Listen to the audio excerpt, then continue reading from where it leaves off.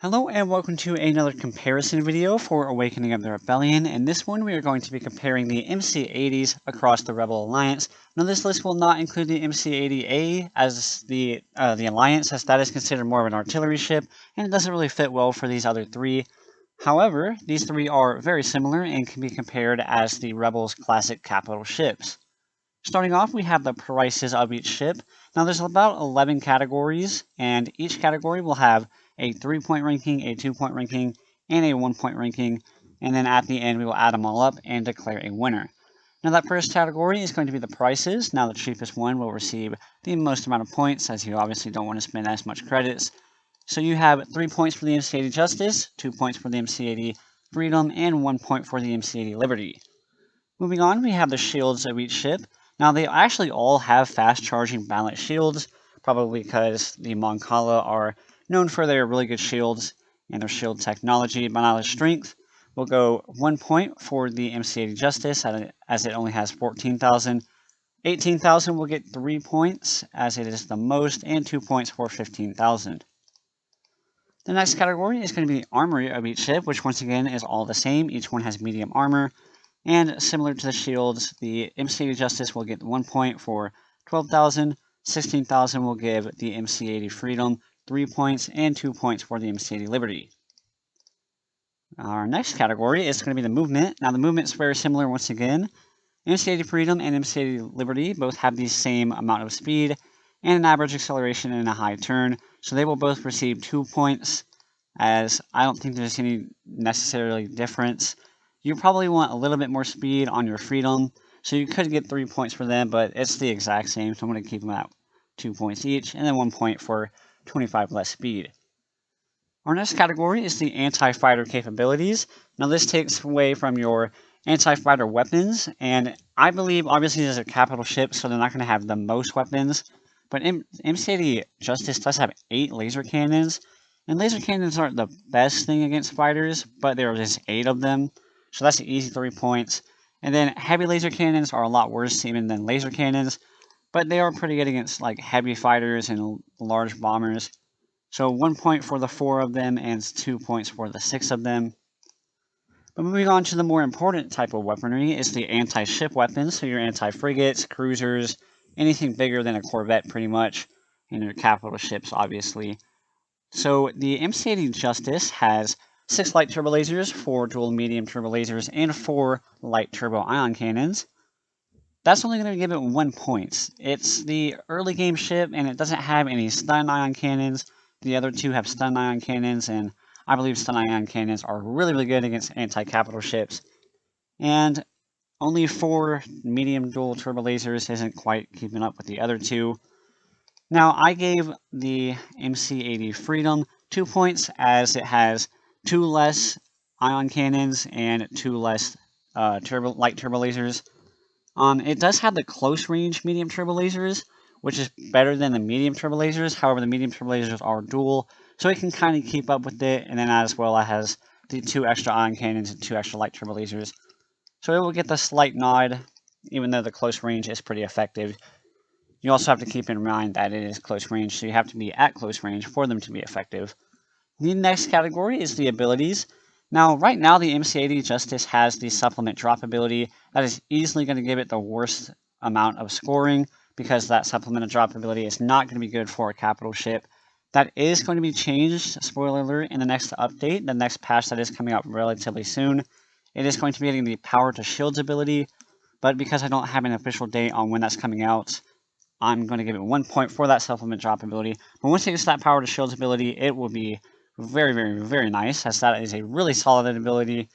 I like it a lot. So right now, 1 point for the MC80 Justice, 3 points for the MC80 Liberty.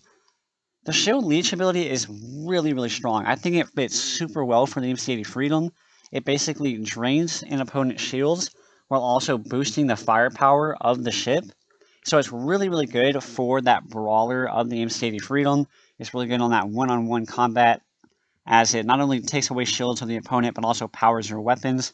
So it fits well for the ship, but I don't think it's quite as good as the power to shields ability, which is just really strong. The next category is going to be the ranges of each ship. Now the ranges all have 4,000 sensors, And the max weapon range and the ideal weapon range is going to be best on the MC80 Liberty, as it has those strong weapons.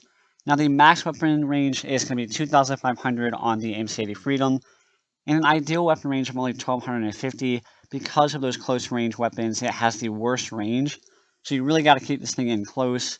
It is very strong up close, however, when it's at that farther range, it's not nearly as effective.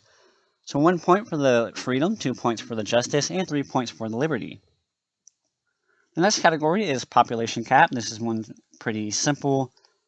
The MC80 Freedom actually has the lowest population cap. That's pretty interesting to me, probably because its really only purpose is that one-on-one capital ship combat.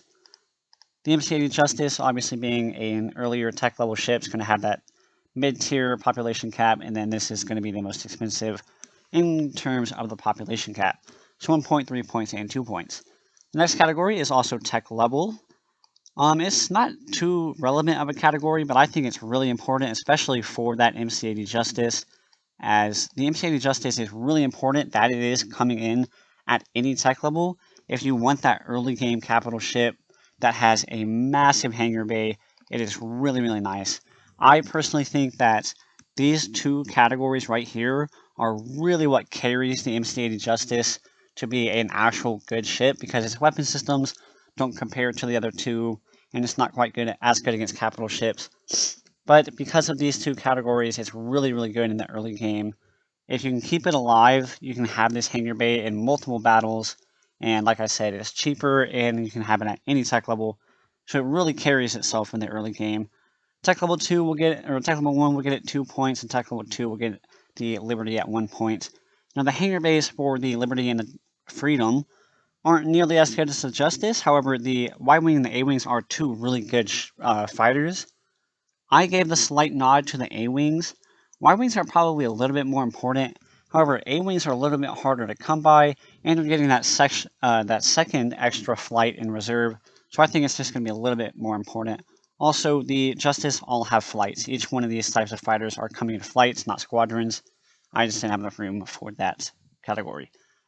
The final category is my personal opinion on which ship I believe to be best, and I have a couple of notes here. The MC80 Freedom is a one-on-one capital ship. It has really good weapons for anti-capital ship fighting. It has a really, really strong ability for that one-on-one combat. It also has the most shields and the best armor, and it's relatively cheap. I think it's just really, really strong at that one-on-one combat, and like I said, it is the tankiest. That will give it a, not a final score, I forgot to black these out. It'll give it a 1 point finish. It's really good at what it is. It's really good at that one-on-one combat. Outside of that, however, it's not as strong as the other two. Because of the hangar bay and the early game success that the MC80 Justice brings, it's going to receive 2 points for personal opinion. I personally don't buy them all that much at early tech level, but like I said, if you keep this thing alive across multiple battles at the beginning of the war, you'll have that extra hangar bay support, you will have that extra capital ship that's really hard to kill, and even that supplemental drop ability is actually pretty good at early game, when a lot of the time you're really only fielding some fighters to really help you. So that's going to get 2 points for the personal opinion. Has a great hangar bay and is really useful early game. And because this is a capital ship comparison, the MC80 Liberty has to be the best. It has untargetable weapons, which now each one of these ships has a lot of untargetable weapons. You got the 8 laser cannons, you got all the heavy laser cannons, but this one has 6 heavy laser cannons and 8 light turbo lasers. Combine that with its really high shield strength, you can really have a lot of weapons firing, even if this ship has taken a lot of damage. So I thought that was pretty good, and it's just straight up the best capital ship. It has a lot of armor, a lot of shields, it's fast, it has a ton of weapons, a great ability, a lot of range, and it's just really good capital ship. It's what you want out of a capital ship. You want it to be strong, and you want it to be able to take down other capital ships, as well as not die to smaller ships like corvettes and cruisers. It is just your classic capital ship, and that's why I believe it to be the best one that you're going to want, especially late game. So the final score for each ship, the MC80 Justice will round out at 23 points, the Freedom at 22, and the Liberty at 25. a pretty close game. I mean, the really only reason why the MC80 Liberty won is probably because it's just the straight up best capital ship, and this is a capital ship comparison. Of course, the best capital ship has to win. Really, the only reason why the Freedom lost to the Justice is because of that early game tag. Right here, it gets a bunch of points for being cheapest. It's got the mid-tier population cap, and it's really good at any tech level. So that's why I believe the Justice to be a little bit better than the Freedom. It's just because of that early game and that hangar bay. So yeah, 22 points for the Freedom, 23 for the Justice, and 25 for the Liberty. MC80 Liberty takes the W.